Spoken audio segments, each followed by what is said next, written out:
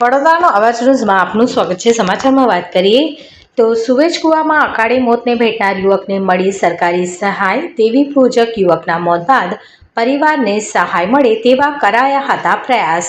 ગુજરાત વિધાનસભાના દંડક બાલકૃષ્ણ શુક્લ દ્વારા મુખ્યમંત્રીને સહાય માટે કરાઈ હતી રજૂઆત।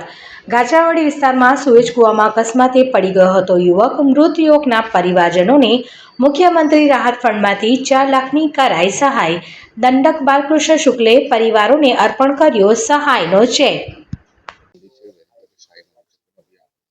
અમે ભારતીય જનતા પાર્ટીનો આભાર વ્યક્ત કરીએ છીએ અને માન્ય શ્રી અમારા રાવપુરા વિધાનસભા બાળુભાઈ શુક્લાનો પણ આભાર વ્યક્ત કરીએ છીએ। આટલી વહેલી તકે એમને સહાય જે પાસ કરાવી મુખ્યમંત્રી રાહત ફંડમાંથી અને અમારા માન્ય શ્રી વોર્ડ પ્રમુખ નરેશભાઈ રબારી દ્વારા પણ જે દિવસ રાતે બનાવ બન્યો તે જ દિવસે વોર્ડ પ્રમુખ શ્રીએ અનાજની પણ સહાય કરેલી। એમનો અમે ખૂબ ખૂબ આભાર વ્યક્ત કરીએ છીએ માન્ય શ્રી ધારાસભ્ય બાળુભાઈ શુક્લાનો।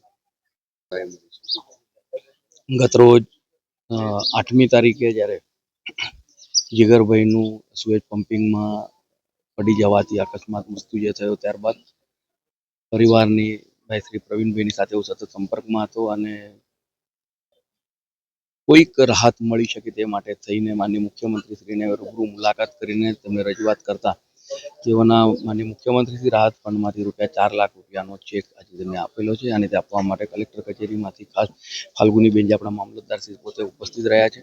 ખરેખર તો આ પ્રકારની ઘટના ઘટવી જ ન જોઈએ। કોઈ પર કુટુંબ પર આ પ્રકારની બીના ન ઘટે એવી આપણે ભગવાન પાસે પ્રાર્થના કરીએ, પરંતુ આવા વિષયમાં પણ માનનીય મુખ્યમંત્રી દ્વારા તાત્કાલિક જે પગલાં લેવામાં આવ્યા તે બદલ હું તેઓનો વડોદરાવાસીઓથી ખૂબ ખૂબ આભાર માનું છું।